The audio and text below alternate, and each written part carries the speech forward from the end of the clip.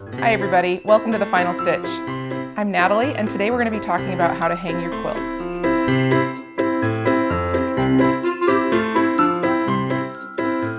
So I have Liz here with me and she has some great questions from you about quilt hanging. Hi, so the first question is from Alexa in Virginia. She is ready to bind her quilt but wants to hang it when she's finished. She says, what should I do to make sure my quilt is ready to hang? All right, so that really depends on where you want to hang it and how big your quilt is. So I'm going to start with some small things. We have some really cute hanging options. They make these little wire hangers, and or you could hang it with any kind of little shelf rod. You could pin it to the wall. There's a lot of different things, but if you wanted to hang it on a hanger like this, one of my favorite things to do is to just add some little tabs to the back of your quilt. So we have this little one right here. It's just a single block quilt. It would be super cute in a sewing room or kitchen or anywhere. And you want to add your tabs before you put your binding all the way down. So you can see I've got the binding sewn on. And I did go ahead and stitch this down just so that you could see it more finished as opposed to unfinished. But you could wait and finish all the hand stitching at once. Okay. So, so typically I would just make a tab by sewing a tube of fabric and flipping it right side out. But you could also use ribbons or twill tape or any other kind of thing that you wanted to create your tab with. There's a lot of options. How wide your tab is? That is personal preference. Okay. It doesn't matter. I would say if your tab is wide, you can use fewer of them. Sure. And if it's narrow, you might, like for this, I think 2 tabs kind of in this section would be great, but you might want to add a third one if you have narrower tabs. Okay. I think honestly it is quilter's choice, personal preference. Cool. Yeah. Okay. So, and there's a couple different ways. So I have this finished tube sewn together here, and I did go ahead and leave this end sewn shut so that I could flip it. It's a lot easier to flip the tube when it's sewn shut on one end. Definitely. But the nice part of that is that I can say, you know, I want to put a little loop, and I'm going to put the 2 raw edges inside the binding. So I'm just going to measure. I'm thinking maybe a 4-inch, because that'll give me about 2 inches of loop. Yeah, so let me cut that real quick. I'm just going to use these tools. Go with a little 4-inch. All right, so I actually want to make sure that my tabs are even on both sides. So I'm going to measure and put these about 1 inch in from the end, and I'm going to line it right up. So I'm using the mat to show me that I've got about 1 inch of space here, and I'm going to line that up right here and put a pin in it. And then I will do the same thing for the other side. Really quickly, I'm going to cut another 4-inch strip off of this tube.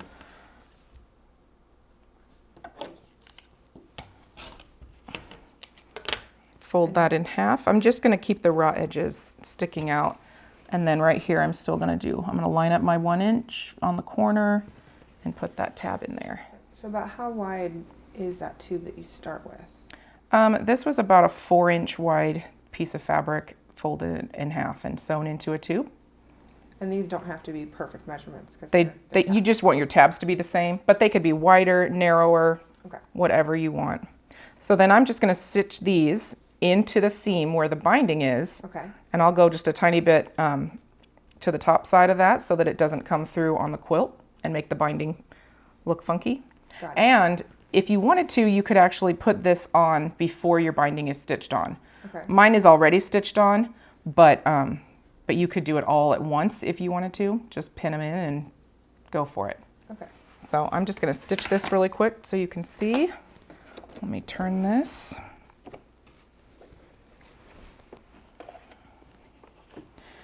And I'm just being careful to sew just to the right of the seam that I've already got in there, or on top of it. So that way it'll be anchored so that to it's, the seam. Yep, it's close to the seam and it's anchored in with the binding.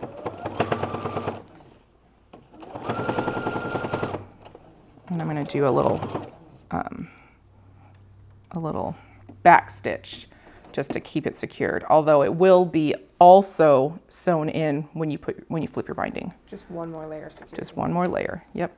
Because I mean, when you hang a quilt, you get a little bit of stress on the hanger. I'm thinking this probably won't be super stressful because it's so tiny. But when you have a larger quilt, it will have a little bit more stress on it. All right, so we're gonna stitch this one down, putting a little back stitch in there. And another little one right here. All right, so once we've got that all tacked in, then you're just gonna go ahead and clip your little threads, and you can hand stitch the rest of your binding down to cover that seam. So you have this nice, neat little tab in there, and then when that's stitched down, you'll flip it back and just put in a couple of tack stitches here to keep it standing up the way you want it. And does it matter how many layers you have? You don't need I a don't walking foot think, or anything like that. no, I don't typically have to use a walking foot on something like this, but yeah, it should be, your layers should be fine. It's still only a few layers of fabric, and You're not with adding the extra batting or anything. yeah, unless you have a super thick batting, you might have a little trouble there, but I wouldn't think so, especially not on a wall hanging. Okay. All right, so then these will flip up. You'll put in that little tack, and you just have this cute little tabbed wall hanging. It's so cute, and the tabs coordinating with your quilt, and it's adorable. Yes, and like I said, ribbons, twill tape, any kind of little thing. You could do little loops, like elastic ties, whatever cute little thing you want to make your tabs out of. The other thing that's kind of fun is to take this tab and only put one side in, and then flip it forward and put a little button on the front. So let me show you how that looks. I've got I'm just gonna use the end that's got the fold in it. So if you wanted to have a finished edge, then you would either sew it shut or leave the fold. And that's the part that I would then put in. So you're just having your one, let me cut that a little bit shorter. Okay. Do I want this? Yeah. So you're gonna show us basically how to It's do a tab that basically the same, rolls to the front instead but of yeah, getting completely hidden in the seam. yep, it's basically the same. And I will just do that right in the center, just because, I'm not that I would typically do it this way, but just to show a third method. Okay. So I would probably pick one or the other Right. for my quilt. You're not gonna do both on the same. Probably. Not necessarily. It depends. I mean, if that's what you're wanting it to look like, that's totally fine. Because quilting is art, and art is unique to the artist. That is true. So for this particular method, I'm just going to sew the raw edge into the seam. Okay. Just the same way we did before, but I'm going to leave that folded edge out.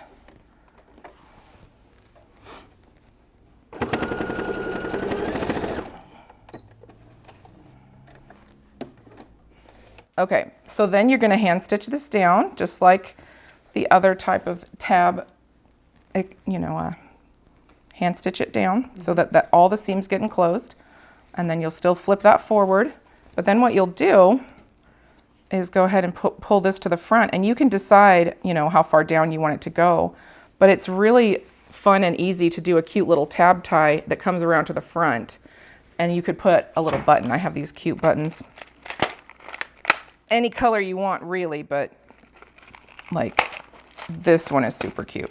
This one has like a little flower in it. It's so fun. That's great. So you could then put little buttons on the front and have that be however you want. Adds just a little extra embellishment. That's Yeah, really cute. totally. Okay, so that's 2 methods for attaching tabs. What are any other ways that are easy, quick, small-ish ways to do this? Like, I've heard of a sleeve. Yes. What would a sleeve look like, and how's that different from a tab? So a sleeve runs lengthwise across the top of your quilt, and it's another tube, and it would hold whatever bar or rod you're putting your quilt on. Okay. And they're great for larger quilts, especially because you want to not put so much stress on the binding and have the entire quilt supported in a way that keeps it straight and from getting pulled. Okay. So, can you show us how to do yeah, absolutely. I would love to. Okay, so the concept is the same for a larger quilt. You're just going to want to measure the width of the part that you're hanging. This one measures about 38. And so I went ahead and cut a strip of fabric. So because we're going to fold it in half, You want to know how big your rod is, and typically they're not, I mean, they're just, like you think about a closet rod, or they're not usually wider than that. Right. So I would say 6 inches would be the biggest you'd ever want to go, because that folds in half to a 3-inch tube, and you're only putting a 1/2 inch of it in the seam. Got it. And then you'll have that whole area to put a rod in. And it doesn't need to be super big, because it's going to sit right at the top of that. Okay. So it's kind of like, I don't know if you've ever made curtains, you're just making a little fold for the rod to go through. Okay, so we're gonna make this fold, and we're gonna add that to the back of the quilt so that we can slide, whether it's another larger wire hanger or a curtain rod or some sort of hanging stick. Yep, basically. anything. A lot of people have used like yardsticks, Sure. or I don't know, I mean, anything that will support your quilt. Yeah, it's hidden, so it doesn't have to be pretty. It could be pipe or whatever. Right, and Jenny, your mom actually did a video on how to hang a porch quilt, and so it's also the same kind of concept. So we'll get to that in a second. Right. Yeah. But, so you can show us how to add a sleeve to slide onto that instead of using those pinchers. Right. So what you want to do is make sure that your tube it's a strip of fabric that is cut twice the width that you want it to finish. So if you want it to finish at 3, you cut it at 6 inches wide, and then the length is the length of the width of your quilt. Okay. I know that sounds a little complicated because I said length of width, but really it just has to be a little bit shorter than your quilt, and you only need, I mean, maybe like an inch on either end. So if this is 38, I would cut maybe 36, 35-ish. Okay. And then what you're gonna wanna do, and if you don't have that length, you can absolutely seam it. Sure. Because that's completely hidden. Right. Or you can cut length of fabric, or you can use leftover backing. It doesn't have to be fancy fabric. It can literally be like anything. It doesn't show, and it just needs to support the quilt and the rod. Okay. So, and most of that weight is actually going to be on the seam, not the fabric. Okay. So it can be scrap. It can Yes, be a couple totally. strips. Anything Yeah. you need. Okay. For ease, I probably wouldn't piece too much. I would Sure. just use a long strip of something that you have. Okay. And make sure that it is twice the width that you want for the rod, and then just a little bit shorter than the width of your quilt. Okay. So then what I do is, before I go ahead, so this one, I don't need a lot of rod space. This is about 4 inches. And once I fold it in half, I'll have about this much to put a little dowel rod or a little metal bar, anything to hold this quilt up. Okay. But what I'm going to do first is press the end in 1/4 inch, and then just do a little rolled edge so that edge is finished. So that You means don't press have it to in finish again? it. Okay. Well, you can, but you don't. I mean, I don't have to press it in twice, but you Okay. can. You can. Okay. Right. So this edge is already stitched down, and I just do a little bit, 1/4 inch or less, and then you fold it in one more time so that all your raw edges are inside, and then top stitch this right along the edge. So you don't have to, but this has to be nice to make sure it doesn't fray on you over time or something like that. Yeah, Probably a good idea. it's a quick, easy thing to do to make it look a little bit more finished, and then your fabric won't fray and get caught on the rod that you're using. Right.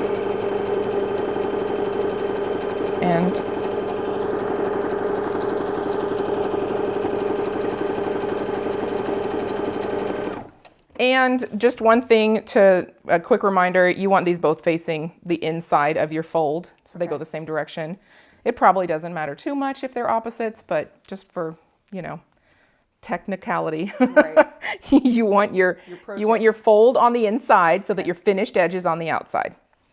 All right, then you're going to fold those wrong sides together and do a quick press, because it makes it a lot easier to attach if it's pressed flat. Okay.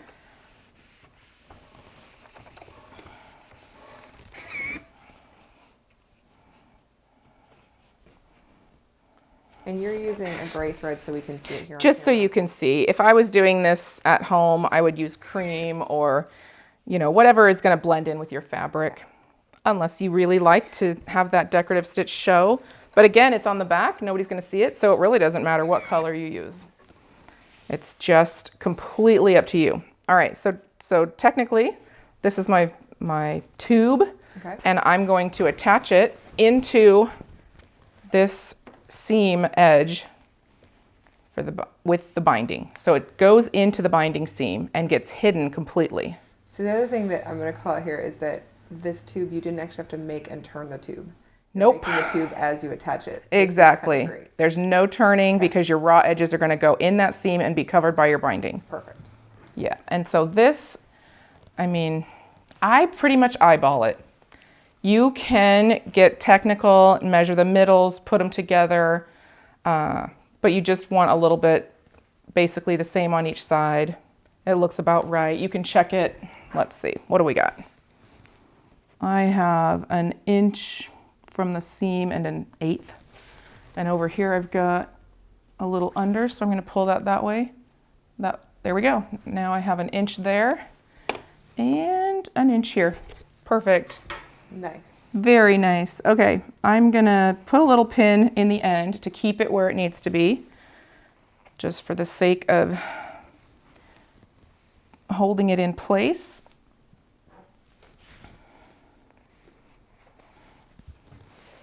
And keeping it nice and straight and right up along that seam. And again, you've already got the binding on, but you could do this. You in one could step. 100% do this with the binding. Okay. Pin this onto one side and then have your binding on the other side. It's a little bit blind that way, so if you're nervous, just put 2 seams in. It's no big deal. Yep. But if you're feeling brave, you can do them both at the same time. Easy peasy. Okay. All right, so we're going to stitch this one down. Same thing as before, keeping it right on or next to your seam for your binding. And you're going to backstitch again. I'm going to backstitch this edge just to make sure that it stays secure, because I don't want to have to worry about it falling apart. It will be enclosed in the binding seam though, so it's probably going to be fine. All right. And this is just one nice long seam.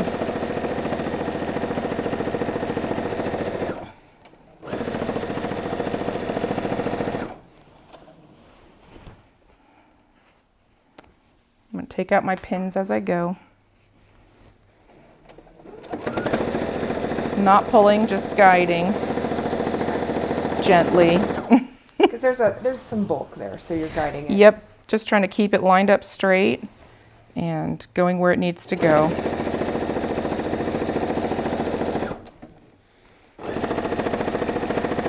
Yeah, it wants to pull out this way, so I'm kind of trying to keep it lined up, even though it's pretty small, relatively speaking, for a quilt. It's still wanting to push. Anyways, all right, got to the end, did a quick little back stitch to secure that. I'm going to take out this last pin. Okay, so then what you have is this little flap. And what I would do is take a little cream needle and thread, cream thread, and just whip stitch it down, making sure not to get your stitches on the front. So just like binding. Yep, just another quick little stitch, and then you pull your binding around on this side. So this is where your stick, whatever your hanger is going to go.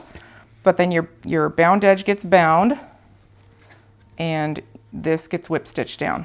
All right, so I've got the binding all stitched down. I tacked these loops up in place, and they sit, you can see the back and the front, they just sit nice and straight. And we stitch down, I stitched down the back of this. I don't know if you can see the little stitches. It's just like binding. The binding is stitched down, so this is ready to hang. Nice. I did want to mention, if you have a quilt that needs a hanger and you've already bound it, you can make that tube the same way. Just flip the seam to the inside and hand stitch both sides right next to your seam. So you can add it to quilts that already have their binding done if you want to. Okay, so it's an after the fact. It totally, yeah, you still make a tube. You can still flip it right side out. Put your seam on the inside and then just flip both finish edges. And just kind of put it close to that binding. Okay. Yeah, and one thing also I want to mention, like if you're worried about keeping it in place, there's this great seam tape stuff that you can use, that you can just put along the edges and press it on, and then whip stitch like right next to it. And I think that's a little. It's super easy. It's this stuff right here, this easy seam. Easy seam. easy steam. Easy steam. Like, so it's just a tape. I have one open right here. And you just like, you would just put this on the inside and run it along the edge and do a little iron and then peel it back. It's just like heat and bond, like a teeny tiny little strip of heat and bond. So and that would, products work great. You can put it in place. Okay. Applique glue would work great. Even leftover little pieces of heat and bond, if you wanted to just like put them on periodically, that would keep it in place as opposed to a ton of pins. Pins would work too though. Like you can use a lot of different methods for making it easier to hand stitch something that long. Great. Okay. That's a great tip. Thank you. All right. Well, let me show you how this goes onto the little hanger. Okay. I've got this cute little one right here, and they're super easy. You just hang them up on the wall with a little nail or whatever. It even comes with little screws that I think it looks like you would just use those to, yeah, they go through these little holes and you just screw it straight to the wall. Cute. And it has little elastics that hold it in place. So I'm just going to slide this rod through these. And I think this is the same concept. So this is like a mini version of what you would use if you had a, like a curtain rod or a dowel on under a shelf, anything like that. So you just slide it through and then stick it back through that little elastic, which probably you don't even have to use the elastic. I bet you could just set it right in the middle. See how cute that is? Super cute. And nice and easy. I feel like it's so easy. Like it's super cute. Hang that on your wall. But, you know, if you don't want to go to all the trouble, you can always just pin it or tape it or staple gun it. There's a ton of easy things to do. Staple gun. So if you're going to use a staple gun, you probably want to use one that's thin and lightweight because it's not, you don't want a super thick, like construction type staple. You would want more of a craft type staple because they're not going to be any thicker than your straight pins. Okay. And you can just tack it up there in a few places and it should be just fine. We do it all the time. And you wouldn't want to do too heavy a quilt because that way it won't pull and tear your fabric. Yes. But something nice and small. Right. And that's the thing with stapling or even using the curtain rod pinchers. They can put a lot of stress on your binding. So so you would want to just like rotate that, check it for wear. And if you have more places that you can hold it up, that will reduce the pull on the individual tack places. Gotcha. So guys, also check the description here below. We're going to link what we call the porch quilt video. Oh, yeah. So it's how to use those little pinchers we're talking about on little loops to hold a quilt up on a rod. So that's a great resource too. Yeah, pretty much anything that you would use to hang a curtain, you could use to hang a quilt.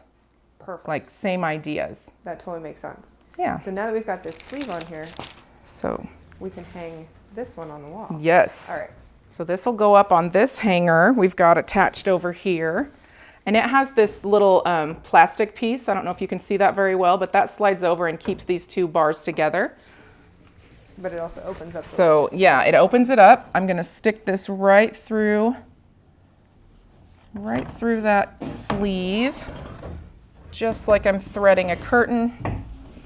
Pull it all the way through and then attach these with that little plastic. It's not as difficult as I'm making it look, I promise. And that sets just like that. And you've got a beautiful wall hanging for your house. I love it. It looks so cute. Nice. That's so great. It's a little, yep, there we go. That's perfect. Perfect. So. All right, so these have been really great tips on how to hang your quilt. So we've got, just to recap, a couple methods. We showed you 2 different methods for attaching tabs, and then also how to attach a sleeve. And you can use these hangers, you can use staples. Yes, you can use dowel rods or curtain rods or piping. Little pincher. Yep, curtain hangers, thumbtacks work, just anything. I mean, if you are stitching with needles and pins, you can put any kind of slim Right, your needle has gone through this a million times. It's totally okay to have something small. Hold that up as well. Yep. So these the thing you'd want to worry about with stuff like that is how you remove it. Putting it in and holding it by a tack or a staple is not a big deal. You just you would want to remove that carefully, With care, and you'd want to rotate your quilt.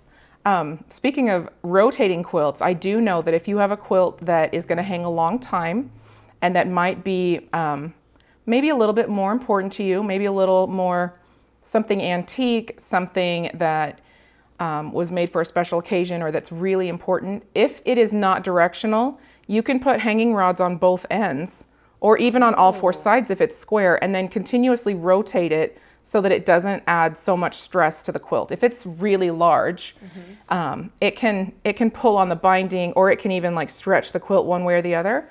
So if you put your hanging rods on several sides, then you can rotate it, and it's just something that you would do to, it's like rotating your tires. I mean, you just want to spread the wear out evenly. Right. So that it doesn't get damaged. It's a great tip. So if you have a nice big quilt that you want to hang on a wall in your home or in your studio, you can rotate it by adding those sleeves or tabs to multiple sides. And it's totally fine. Awesome. It's hidden on the back. You don't see it, but it looks great. It looks great. So hopefully I've answered your questions about hanging quilts. If you have any tips for us, I'd love to hear them in the comments, as well as questions on anything else you might like to know. And I can't wait to chat with you again on The Final Stitch.